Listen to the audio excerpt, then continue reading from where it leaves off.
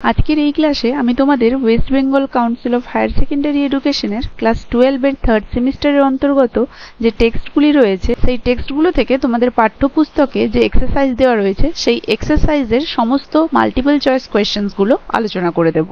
তো দেখো, প্রথমে আসছে the night train at Deoli by Ruskin Bond. এর আগে আমি যথারীতি প্রত্যেকটা টেক্সটের ওপরে লাইন বাই লাইন সম্পূর্ণ বাংলা মানে সহ ক্লাস করেছি এবং প্রত্যেকটা টেক্সটের ওপরেই মাল্টিপল চয়েস কোয়েশ্চেন আনসার্স এবং grammar based multiple choice question answers সবকিছু নিয়েই ক্লাস করেছি। প্রত্যেকটা ক্লাসের লিঙ্ক আমার ডেসক্রিপশন বক্সে দেওয়া রয়েছে, যারা যারা দেখোনি অবশ্যই দেখে নেবে। আশা করি তোমাদের আগত পরীক্ষায় খুবই হেল্পফুল হবে। তাহলে তো দেখো, প্রথমে আলোচনা করব ফার্স্ট যে চ্যাপ্টার আছে তার এক্সারসাইজটা, the night train at Deoli by Ruskin Bond. এক্সারসাইজের কোয়েশ্চেনগুলো আমরা দেখে নেব। তো দেখো, exercise choose the correct answer from the alternatives given. এটা হচ্ছে নাইট ট্রেন অ্যাট দেউলির এক্সারসাইজ।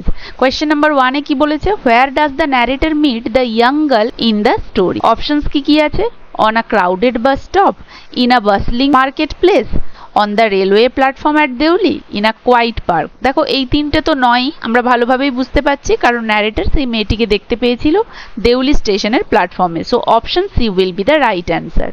নেক্সট কোয়েশ্চেন নাম্বার 2 কি আছে, what is the narrator captivated by the young girl. Options কি আছে, her bright and cheerful personality, her loud and assertive voice, her quiet dignity and dark troubled eyes, her expensive and colourful cloth.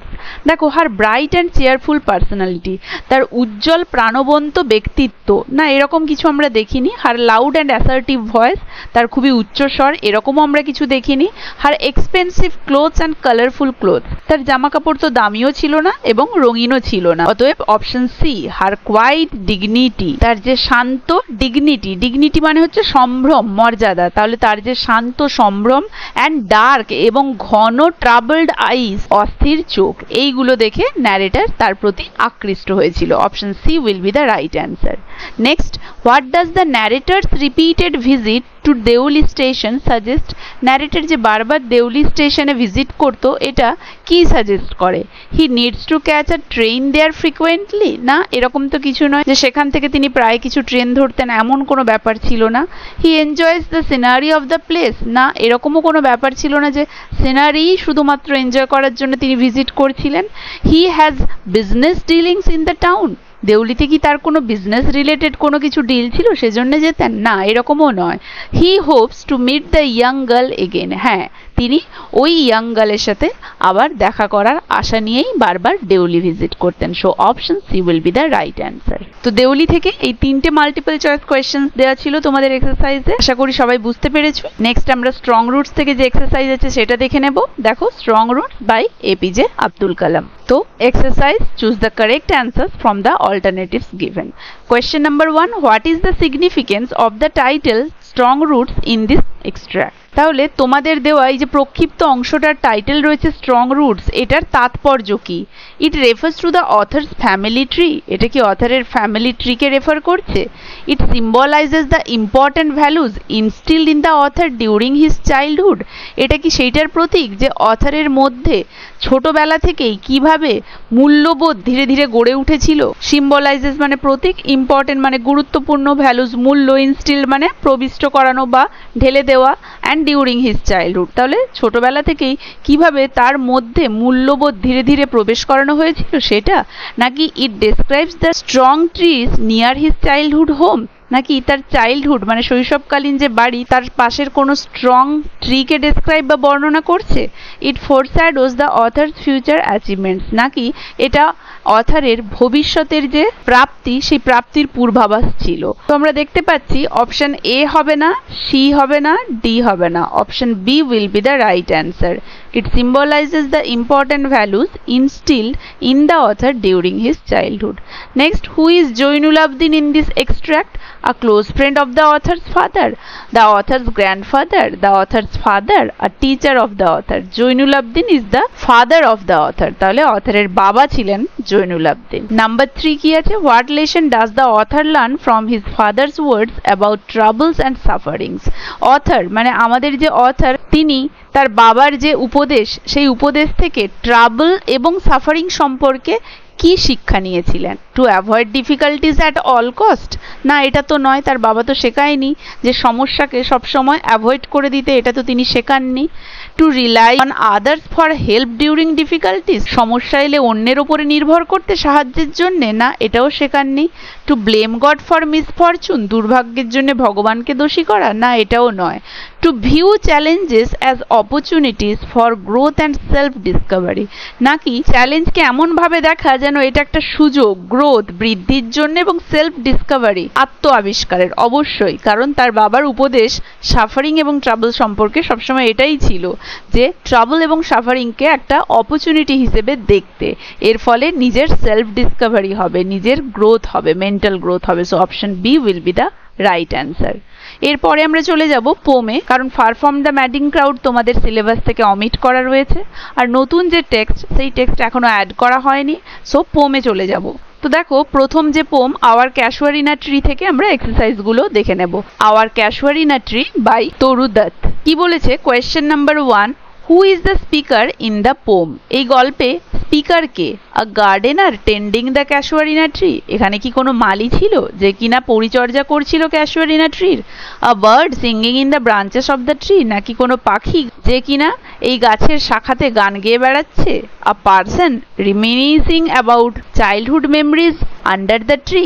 নাকি এমন কেউ যে স্মৃতিচারণ করছিল তার শৈশবের দিনগুলোর এই গাছের তলায়? A traveller admiring the beauty of the tree? নাকি কোনো পর্যটক যে কিনা এই গাছটার সৌন্দর্য নিয়ে প্রশংসা করছিল? Obviously a person reminiscing about childhood memories about under the tree. এমন একজন ব্যক্তি যে কিনা তার শৈশবের স্মৃতিচারণ করছিল এই গাছটার তলায়। So option C will be the right answer. কারণ আমরা দেখতে পাই কবি এই গাছটিকে নিয়ে তার শৈশবের স্মৃতিচারণ করছিল। What feelings does the speaker associate with the casuarina tree? এই যে ক্যাশুয়ারিনা ট্রি বা ঝাউ গাছটির সাথে কি ধরনের তিনি অনুভব একত্রিত করেছেন? Fear and danger? ভয় এবং বিপদ? Indifference and boredom? উদাসীনতা এবং একঘেয়েমি? Comfort, security and happy memories? আরামদায়ক, নিরাপদ এবং খুশির স্মৃতি? নাকি লোনলিনেস অ্যান্ড আইসোলেশন? নাকি একাকিত্ব এবং বিচ্ছিন্নতা? Obviously comfort, security and happy memories, কারণ তিনি শৈশবের দিনগুলোর কথা মনে করেছিলেন, শৈশবের সেই সুখকর দিনগুলোর কথা তিনি স্মরণ করেছিলেন। কারণ আমরা একটা লাইন পেয়েছিলাম, O tree as in my happy prime I saw thee. তাহলে আমার সেই শৈশবের খুশির সময়গুলোতে আমি তোমাকে পেয়েছিলাম। So option C will be the right answer. Last, what is the tone of the poem our casuarina tree? Our casuarina tree এই কবিতাটির টোন কি? টোন মানে আমি বলেছিলাম যে author's attitude towards the subject matter, যে অথারের যে ফিলিংস বা অ্যাটিটিউড থাকে বিষয়বস্তুর ওপরে সেটাকেই টোন বলে। Angry and resentful? রাগ এবং বিরক্তিকর? Sarcastic and mocking? নাকি ব্যঙ্গ বিদ্রুপাত্মক? Playful and delighted? প্রাণবন্ত এবং হালকা? নাকি বিটার সুইট অ্যান্ড নস্টালজিক? নাকি তিক্ত মিষ্টি এবং স্মৃতিবেদনাতুর? অবভিয়াসলি চাইল্ডহুড মেমোরি অ্যাসোসিয়েট হয়েছে অথারের, তাহলে bitter sweet and nostalgic will be the right answer. আর চতুর্থত আমরা চলে যাব উইলিসেস থেকে যে মাল্টিপল চয়েস কোয়েশ্চেন্স গুলো রয়েছে সেগুলো নিয়ে। So Ulysses by Lord Alfred Tennyson. কি বলেছে দেখো, question number 1, what is the speaker in Ulysses longing for? তাহলে উইলিসেস কবিতায় স্পিকার বক্তা কিসের জন্য লঙ্গিং মানে আকাঙ্ক্ষা করছে? লঙ্গিং মানে আকাঙ্ক্ষা করা। A peaceful and quiet retirement? শান্তিপ্রিয় এবং শান্ত অবসর? New adventures and experiences? নতুন অ্যাডভেঞ্চার এবং অভিজ্ঞতা? The comfort of his family? তার পরিবারের আরাম? নাকি ফরগিভনেস অফ পাস্ট মিস্টেক? অতীতের কোনো ভুলের ক্ষমা? Obviously new experience and adventures. Option B will be the right answer. কারণ আমরা দেখেছি স্পিকার উইলিসেস নিজে নতুন নতুন অ্যাডভেঞ্চারের মাধ্যমে আরও অভিজ্ঞতা সঞ্চার করতে চান। So option B will be the right answer. Next question, what phrase from the poem best reflect Ulysses's restless spirit? তাহলে এই কবিতায় কোন ফ্রেজটা উইলিসেসের যে রেস্টলেস স্পিরিট রয়েছে সেটাকে রিফ্লেক্ট করছে, প্রতিফলিত করছে? Grow old along with me? আমার সাথে বৃদ্ধ হওয়া? Much have I seen and known? I yearn for the old familiar ways? নাকি to strive, to seek, to find and not to yield? অবশ্যই দেখো লাস্টের এই লাইনটা, প্রচেষ্টা করা, চাওয়া, খুঁজে পাওয়া এবং বশ্যতা না স্বীকার করা। এই লাইনটা বোঝাচ্ছে যে তিনি কতটা অস্থির, তিনি এক জায়গায় থেমে থাকতে চান না, তিনি আরো অ্যাডভেঞ্চার করতে চান। রেস্টলেস, অস্থির স্পিরিট বোঝাচ্ছে। So option D will be the right answer. And the last question, what is the significance of the far off lands mentioned in the poem? এই যে far off lands ফ্রেজটা রয়েছে, এর তাৎপর্য কি? এটা বলতে স্পিকার কি বুঝিয়েছেন? They represent a lost love. এই ফার অফ ল্যান্ডস কি লস্ট লাভ, হারিয়ে যাওয়া ভালোবাসা ব্যক্ত করছে? না। They symbolize the speaker's regret. এগুলো কি বক্তার কোনো অনুশোচনার প্রতীক? না, এটাও নয়। They represent the speaker's yearning for death. এটা কি ব্যক্ত করছে বক্তার মৃত্যুর প্রতি আকুলতা? না, বক্তা তো মারা যেতে চাননি কখনো, কারণ উইলিসেসকে আমরা বলতে শুনিনি যে তিনি মারা যাওয়ার জন্য আকুল, এটা মোটেও নয়, বরং তিনি নতুন অ্যাডভেঞ্চারের উদ্দেশ্যে আকুল ছিলেন। সো এটাও হবে না। So option c, they represent the unknown and the call for continued exploration. এগুলো রিপ্রেজেন্ট করছে সেই আননোন মানে অজানা, অ্যান্ড দ্য কল এবং সেই ডাক, ফর কন্টিনিউড এক্সপ্লোরেশন ক্রমাগত অন্বেষণের। অবশ্যই, কারণ ফার অফ ল্যান্ডস মানে দূরের সেই ল্যান্ড, মানে দূরের ল্যান্ড যেন তাকে ডাকছে, সেই অজানা ভূভাগ যেন তাকে ডাকছে অন্বেষণের জন্য, মানে সেই ভূভাগ যেন তাকে আহ্বান করছে, এসো আমাকে অন্বেষণ করো, এবং ক্রমাগত এরকম অন্বেষণ করতে থাকো। অবশ্যই আমরা দেখতে পেয়েছিলাম স্পিকারের longing for the adventure. So option C will be the right answer. তো দেখো এখানেই আমি তোমাদেরকে প্রোজ এবং পোম থেকে যে এক্সারসাইজের মাল্টিপল চয়েস কোয়েশ্চেন্স ছিল সেগুলো ডিসকাস করে দিলাম। আশা করি ভিডিওটা সবার পক্ষে খুবই হেল্পফুল হবে, তাই কেউ মিস করবে না। কার কেমন লাগলো জানাবে, ভালো লাগলে একটা লাইক আর শেয়ার করে দেবে। আর যারা যারা আমার চ্যানেলটা সাবস্ক্রাইব করোনি এখনো, কাইন্ডলি আমার চ্যানেলটা সাবস্ক্রাইব করে দেবে এবং বেল আইকনটা অবশ্যই প্রেস করে দেবে, তাহলে পরবর্তী ভিডিওর আপডেটগুলো তোমার কাছে সময় মতো পৌঁছে যাবে। এই ক্লাসে তাহলে এত দূরই, দেখা হচ্ছে এর পরবর্তী ক্লাসে নতুন একটা টপিক নিয়ে।